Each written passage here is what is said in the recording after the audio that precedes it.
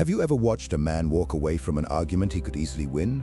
Not because he is afraid, not because he doubts himself, but because he has realized something most people never will, that some battles are not worth the energy they cost. There is a specific kind of power in that moment, a power that does not announce itself, a power that does not need validation or applause. It is the power of strategic absence. Machiavelli understood this centuries ago. He wrote about princes who knew when to advance and when to vanish. But what he was really describing was not political strategy. It was psychological warfare at its finest. Because here is what most people miss. Withdrawal is not weakness. It is recalibration.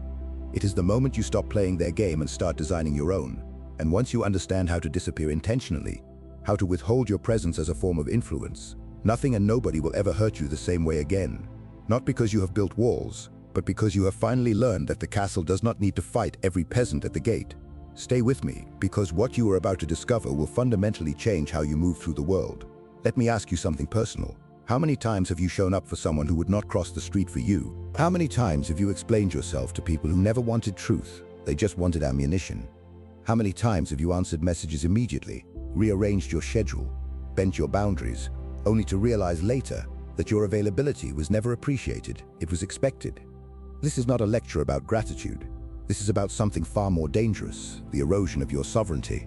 Every time you make yourself endlessly available, every time you over-explain your decisions, every time you justify your boundaries to people who do not respect them, you are not being kind, you are surrendering power. Machiavelli spent his life studying how power flows between people.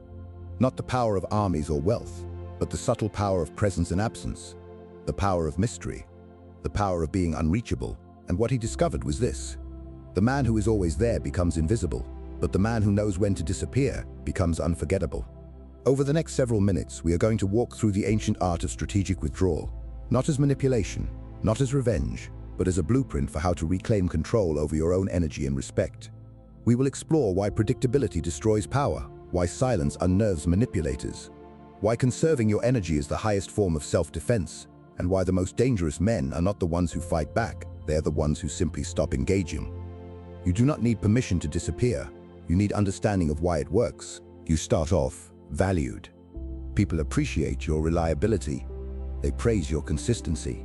They tell you how lucky they are to have you in their corner. But then it shifts. Your reliability becomes expectation. Your consistency becomes obligation. And suddenly, you are not appreciated.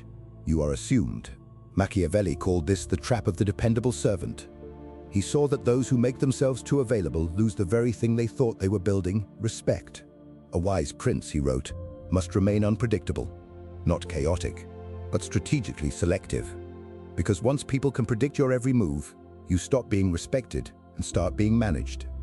Think about the last time someone took you for granted. Were you unpredictable? Or had you trained them that you would always be there? Carl Jung spoke about the shadow, the parts of ourselves we hide out of fear of rejection. But there is another kind of shadow, the shadow of over-accommodation, the invisible prison built by saying yes when silence would have been strength. When you are always available, you lose leverage. You become a fixed point in someone else's orbit, a resource, a tool. But the moment you become less predictable, when you do not respond immediately, when you do not explain, when you do not justify, something shifts. They start to wonder. They start to feel your absence. They realize your presence was a privilege, not a guarantee. This is not game playing. It is psychological gravity. Scarcity creates value, and your time, your attention, and your peace should be scarce by design, not by burnout. Your kindness has been weaponized against you. Not by everyone, but often enough that you have started to notice the pattern. You help, you listen, you show up. And for a while, it feels noble, until you realize the people you help the most respect you the least. Machiavelli saw this clearly. Merciful rulers were often betrayed by the very people they spared. He wrote, "It is better to be feared than loved, if you cannot be both." That line unsettles people. But here is the truth. He was not glorifying cruelty. He was warning against naivety. Because when you prioritize being liked over being respected, you invite exploitation disguised as affection. The Stoics called this selective kindness. Seneca taught that compassion must be guided by discernment, otherwise it becomes self-destruction. Kindness without boundaries turns you into an emotional landfill. Everyone dumps their chaos on you. because they know you will absorb it. And each time you absorb it, without withdrawing, without protecting your peace, you teach them that your empathy is endless and your energy is disposable. So treat your kindness like currency. Not everyone gets access. Not everyone has earned your generosity. And the moment someone starts expecting it, that is your signal to withdraw. This is not cruelty. It is clarity. Every general knows you never commit all your forces to one battle. You hold reserves. You conserve strength. Strike with precision. Every conversation, argument, or explanation costs energy. Most people go bankrupt trying to win wars that should have been walked away from. Machiavelli's brilliance was not in fighting more battles. It was in avoiding them. He saw that every unnecessary conflict weakens your position. Your emotional energy works the same way. You are spending it on people, on distractions, on chaos. Without realizing, your account is empty. Jung called it psychic energy. Every thought, emotion, or relationship either replenishes or drains it. And most people live perpetually drained because they have never learned to withdraw strategically. Machiavelli would tell you, do not just conserve your energy, weaponize it. Engage only when it serves your purpose. Withdraw when it does not.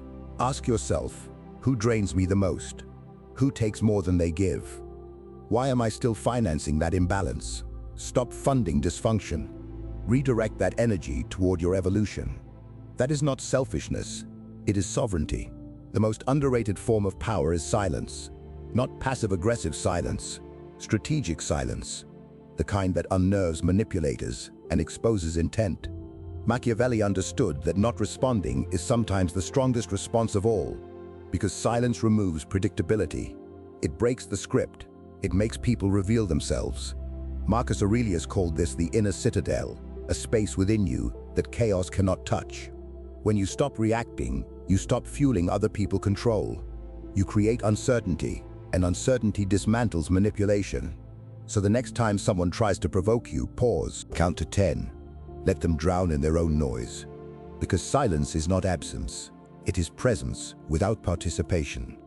And the ones who cannot handle your silence, they were never after communication, they were after control. You have spent years presenting a carefully curated version of yourself. The accommodating one, the easy one, the one who trades truth for belonging. Jung understood this. The persona is essential, but lethal when confused with your actual self. Live behind that facade long enough, and people attach themselves to the act, not the person beneath it. When you finally drop it, they react. Not because they have lost you, but because they have lost what you did for them. Machiavelli observed it in power. Disrupt the pattern people expect, and they rage, not from being wronged, but from being unsettled. You are not abandoning them, you are shattering their version of you. Let it shatter.